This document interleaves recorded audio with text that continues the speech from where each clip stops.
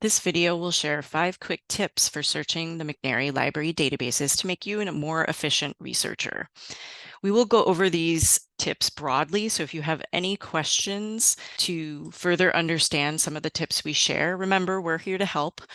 Feel free to ask us through this link, or you can also look at the FAQs on our website or watch any other videos on the rest of our YouTube channel. First, we're going to start directly in Academic Search Ultimate. That is one of our EBSCOhost databases, and all that means is it's provided by EBSCO. Though not all of our databases are EBSCO, you'll see that most databases have very similar features. They may be located in different places, but once you learn how to use them in one database, you should understand how to use them in others. We started with a basic search on Black Lives Matter, and you'll see that we got over 500,000 results. This is too many. My first tip is that you should only get a couple hundred results when you do a search. And this is because you want results that are actually relevant to your topic.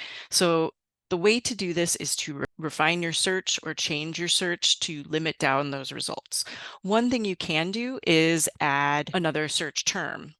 So we can add another search term and we see that we're now down to 200,000 results, still too many. Next, you can use some of the filters that are right below the search box at the top of your screen. Right off the bat, you can see that you could choose a different source type. If you're only interested in academic journals, you're doing academic research for a class, you can pick that.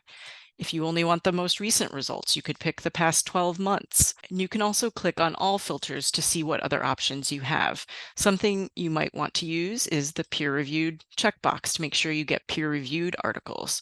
You also might want to look at the subject category. This lists all of the subjects within these articles. So they're about Black Lives Matter, but they also could be about Roe v. Wade. They could be about George Floyd. So if you're interested in the articles about Roe v. Wade, you could always click on that and that would narrow you down substantially. So filters are one way that you can refine. You may also see that there's also an advanced search option just below the search box on the right. If you click on the advanced search, you can expand your sort of number of search boxes, which can be helpful. And you'll also see some different limiters or filters down here. And we've already checked quite a few of those. My second tip is when you're using these filters, don't pick this full text filter most of the time. What that does is it really just limits to what we have immediately available. And usually you don't have to use that. We can request articles from other libraries very quickly within less than 48 hours. So what you really want is any article that's relevant to your topic, whether or not we have it immediately available.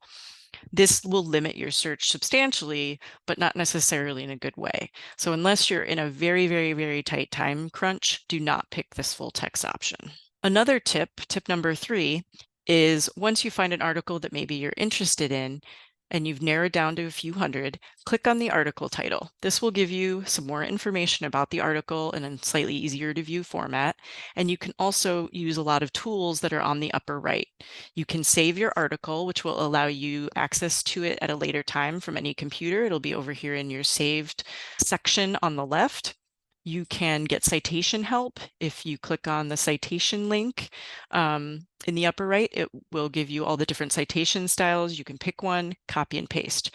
Just make sure you double check those as they're not always 100% accurate. You can also add to a project. A project is even more substantial than just saving it. You can, if you're doing long time research or working with other people, you can create projects within EBSCO that will be saved on the cloud that you can access later. You can also share. This also includes saving it to your Google Drive or OneDrive, where it will create a folder, or emailing it to yourself, which will include the PDF link when it is available.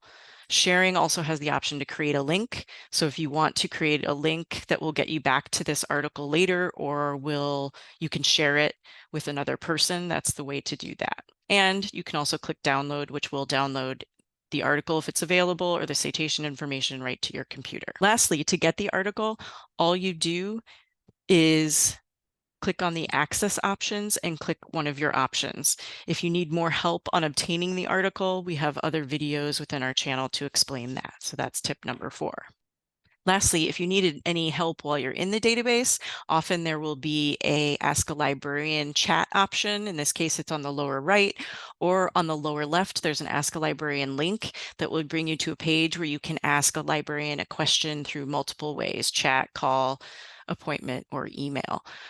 Again, if you're working on some research, please, if you're struggling for more than 10 minutes, please ask a librarian through any of those methods I showed you. Or if you have any other questions, please feel free to ask us.